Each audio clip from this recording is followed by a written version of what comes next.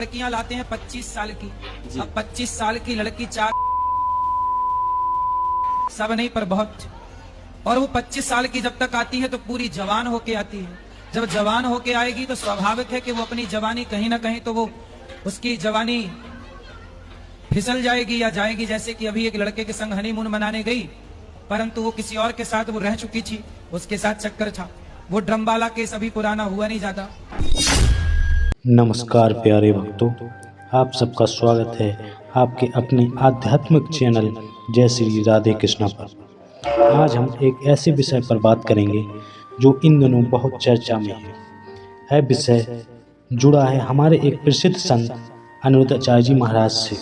हाल ही में उनके एक वीडियो को लेकर विवाद हो गया है।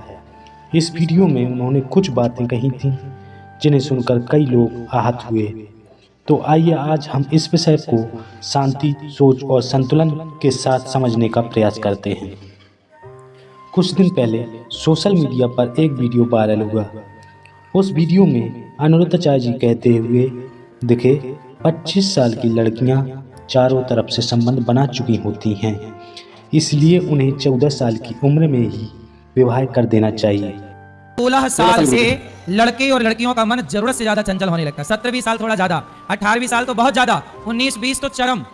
ये 19 और 20 साल की आयु में बिल्कुल चरम में रहता है मन। और पहले के लोग इसी 16 साल में शादी कर देते थे। अब बताओ कि आज के लोग समझदार हैं कि पहले के लोग समझदार थे? पहले के लोग इतने समझदार थे कि लिव इन की जरूरत नहीं थी। अपनी पत्नी और अपने पति के साथ ही वो लिव इन में रहा करते थे। रहो लिव इन रहो, कुछ भी यही रहो। आज के लोग क्या कर रहे हैं? पहले 10 लड़कियों के साथ लिव इन में रह लिया, 10 लड़कों के साथ लिव इन में रह। जो 10 के संग रह चुकी या रह चुका वो एक के साथ बन के कैसे रहेगी या रहेगा? पहले तो ये सोचो। जो 10 जगह मुंह मार चुका है या चुकी है वो एक के साथ बंधेगी कभी या बंधेगा? नहीं। इसलिए आज सबसे आप कितना भी 21वीं सदी में जीने वाले लोग हैं, लेकिन आज आप रिश्तों में फेल हैं। आज का समाज रिश्तों में फेल हो रहा है कि नहीं? जैसे ही ये वीडियो लोगों तक पहुंचा, एक बड़ी बहस शुरू हो गई। कई लोग आश्चर्यचकित रह गए, कुछ नाराज हुए और कुछ ने कहा कि ये बात समाज के लिए गलत संदेश है। खासकर महिलाओं ने इस पर नाराजगी जताई। सोशल मीडिया पर इसे लेकर बहुत चर्चा और आलोचना होने लगी। अब बात करते हैं उन लोगों की जो इस बात से आहत हुए। महिलाओं ने कहा कि ये उनकी आज़ादी और चरित्र पर सवाल उठाने जैसा है। कुछ वकीलों और संगठनों ने कहा कि ये कानून और संविधान के खिलाफ है। कई धार्मिक लोगों ने कहा कि किसी भी संत को ऐसा नहीं कहना चाहिए। जब एक संत कुछ बोलते हैं तो लाखों लोग सुनते हैं, इसीलिए हर शब्द बहुत भारी होता है। गलतफहमी और बहुत जल्दी हो सकती है। हमें यह भी समझना होगा कि हर व्यक्ति अलग अलग सोच रखता है, लेकिन अगर वो सोच समाज को तोड़ती है तो उस पर सवाल उठते हैं। अब आइए जानते हैं कि अनिरुद्धाचार्य जी ने इस पर क्या सफाई दी। उन्होंने कहा कि मैंने ऐसा नहीं कहा कि सभी लड़कियां चरित्रहीन होती हैं। मैंने कहा कि कुछ लड़कियां के साथ ऐसा होता है। हो सकता है कि वीडियो को एडिट किया गया हो या AI से छेड़छाड़ हुई हो। उन्होंने यह भी कहा कि अगर मेरे किसी शब्द से किसी को दुख पहुंचा हो तो मैं क्षमा चाहता हूँ। गौरी गोपाल, आप लोगों के द्वारा हमें सूचना मिली कि हमारी कुछ बहनें नाराज़ हैं इस बात के लिए, क्योंकि उन लोगों ने आधी एक वीडियो सुनी जिस वीडियो में कहा गया कि आजकल 25 साल की लड़की, देखो बात क्या कही जाती है कि कुछ लड़कियां कैसी होती हैं, सब नहीं पर बहुत, और वो 25 साल की कुछ लड़कियां ऐसी होती हैं जो लिव इन में रह करके 4 जगह मुंह मार करके और वो किसी के भी घर की बहू बन के जाएंगी, तो आप ही बताइए क्या वो रिश्ते को निभा पाएंगी?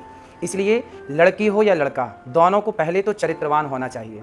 और ये बात कुछ लड़कियों के लिए है, कुछ लोगों के लिए है।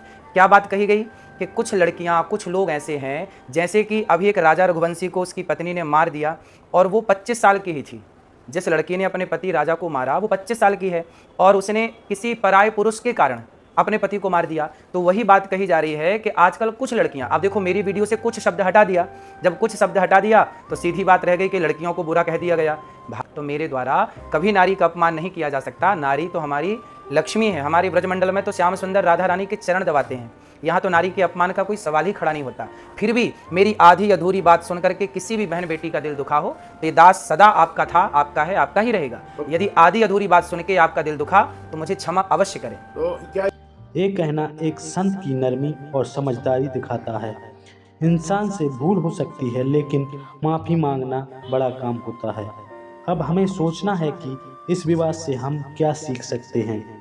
पहली बात, किसी भी व्यक्ति को, चाहे वह आम हो या संत, सोच समझकर बोलना चाहिए।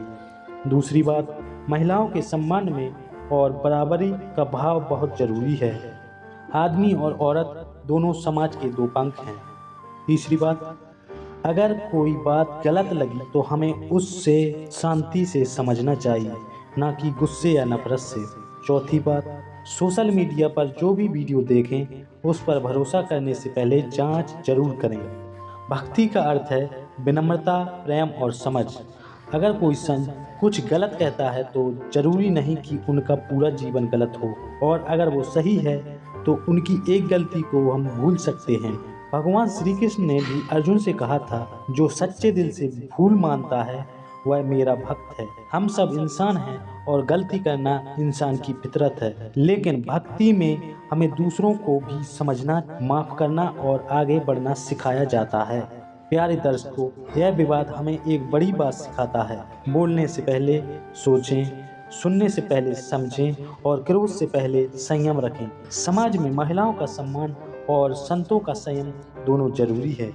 हमें ना तो संतों को आंख मूंद कर पूजना है और ना ही उन्हें गिराना है। सच और धर्म के बीच संतुलन बनाए रखना है। असली भक्ति यही है। अंत में एक विनम्र प्रार्थना, हे प्रभु, हमें ऐसा विवेक दो कि हम सही और गलत में फर्क कर सकें, और ऐसा दिल दो कि हम क्षमा कर सकें, प्रेम बांट सकें और सत्य की राह पर चल सकें। जय श्री राधे कृष्णा। अगर आपको यह वीडियो अच्छा लगा हो तो कृपया इसे लाइक करें, शेयर करें और चैनल को सब्सक्राइब जरूर करें।